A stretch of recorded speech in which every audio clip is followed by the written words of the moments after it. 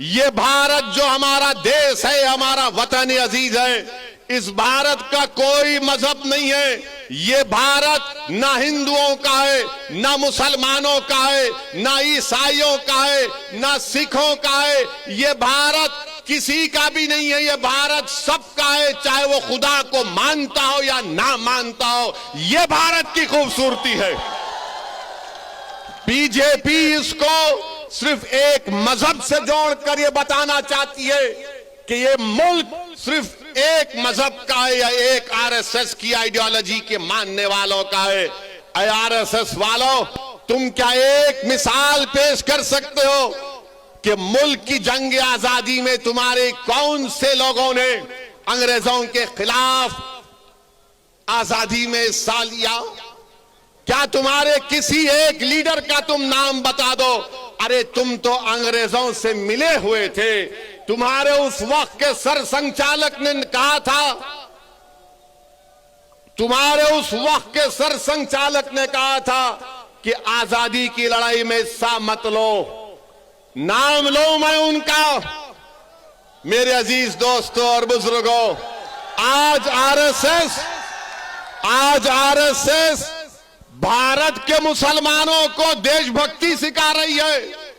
जब जरूरत थी अंग्रेजों के खिलाफ लड़ने की तो आप तो खामोश बैठे हुए थे। जब जरूरत थी जेल को जाने की तो आप अपने घर में बैठे हुए थे। अरे हमने हर मैदान में इस मुल्क को अंग्रेजों की गुलामी से आजाद करवाया। नरेंद्र मोदी की जबान से आप कभी नहीं सुनेंगे कि आरएसएस ने इस मुल्क की आजादी के लिए अपना खून या पसीना बहाया। नरेंद्र मोदी बात करेंगे औरंगजेब की, नरेंद्र मोदी बात करेंगे शिवाजी की। नरेंद्र मोदी कभी बात करो सन 57 की जंग आजादी में। बताओ ये लोग आज जो नफरत फैला रहे हैं, इनका क्या रोल रहा? इनका कोई रोल नहीं रहा। बात करते हैं तो जिना की बात करते हैं। अरे इसी सरजमीन से हमने टू नेशन थियरी को रिजेक्ट किया, मुस्तरद किया। हमने इंडियन नेशनलिज्म और कॉम्पोजिट कल्चर की बात की थी। अगर आज हम यहां पर सहारनपुर में हैं, देवबंद में हैं, गंगों में हैं, तो वो जिना के पैगाम को ठुकराने की सबसे बड़ी जीती जागती मिसाल है। मगर इनको सिर्फ जिना याद आता है। तुमको अगर गांधी से मोहब्बत है तो भारत के मुसलमानों से ही मोहब्बत रखो, क्योंकि गांधी ने भूख हड़ताल की थी पार्टीशन के वक्त, जब मुसलमानों को काटा जा रहा था फसादात में। एक दिन नहीं, 2 दिन नहीं, गांधी ने कई दिन भूख हड़ताल की और इस शर्त पर अपनी भूख हड़ताल को गांधी ने खत्म किया था कि मुसलमानों की जान और माल की हिफाजत करनी चाहिए। कुतुबुद्दीन बख्तियार काकी के आस्थाने को जला दिया गया था।